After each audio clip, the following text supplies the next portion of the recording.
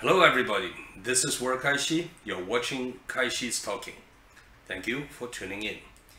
In a message from Deputy National Security Advisor Matthew Pottinger, a pre-recorded 20 minutes speech titled Reflection on China's May 4th Movement, an American Perspective, put out on White House official website, I heard many great things. Mr. Pottinger emphasized civic-minded Chinese people will be the force for China's democratization and modernization.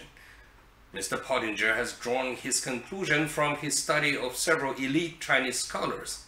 I find his study interesting, carries certain academic values.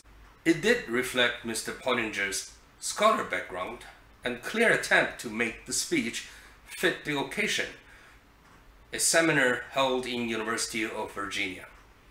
However, it is Mr. Pottinger's conclusion that put me in thinking. He left the question, will China be modernized, unanswered, or to say he left the question to Chinese people to answer. He popped up a slogan that has been shouted out and repeated in the last 4 years by his superior, President Donald Trump, America First. He stated that it is the populism that put President Trump in his presidency. We can clearly hear the American perspective is that America first, and it is up to Chinese people for China's modernization, where the US will not engage in. The United States will, however, continue President Trump's policy, that is to force China place the rule of the game established by the United States. That is a progress from many of his predecessors, who led America and the rest of the world into playing the rule of the game set by China.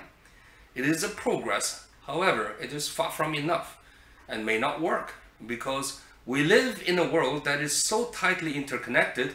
America first has to also be the world first, and that would also mean China's changing into following the universal value and the rule of the game celebrated by the world also need to come at the same time.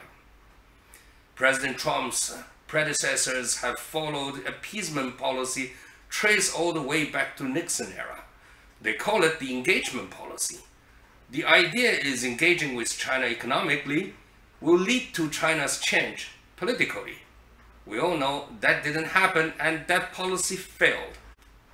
I personally still like the concept of engagement. It just has to come from all spectrum, not just trade and commerce. I believe the next engagement the world needs to force China to have is on free flow of information. I can certainly appreciate the concept of America First from President Donald Trump. I just don't think he got that without engaging with China politically, there will not be economic benefits comes from China. Hence, no America First.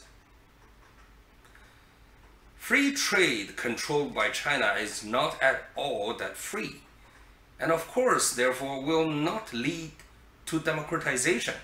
Free flow of information, on the other hand, will incubate and give birth to a civil society, and that civil society will then help pressing their own government to follow the rule of the game of the world.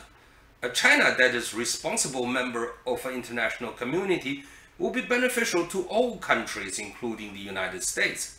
Only then, a promise of America First by the president can be fulfilled. I used to say the democratization of China is the responsibility of Chinese people and especially ours, being a democracy activist in China. Even when we started our action taking the street in Beijing some 31 years ago and being forced into exile after a massacre and mass imprisonment, in the last 30 years of exile, I still repeat it. It is our responsibility to push China toward democracy. We only wish and urge the world to stand on the right side. At least, don't stand on the wrong one. And that humble calling in the last 30 years was rather ear-piercing, and the word Tiananmen was an inconvenience to many governments, politicians. I have, however, changed my tone in the last 3-4 years. I believe it has come to a point that it is the world's responsibility to change China when it is a clear and direct threat to the modern civilization the world achieved, enjoy, and cherish. That threat I'm talking about has been clearly presented to the world with this pandemic.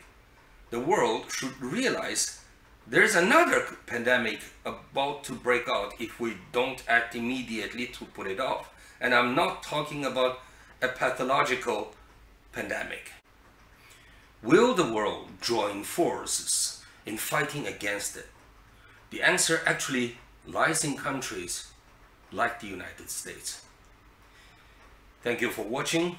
Please subscribe to this channel and have a good day.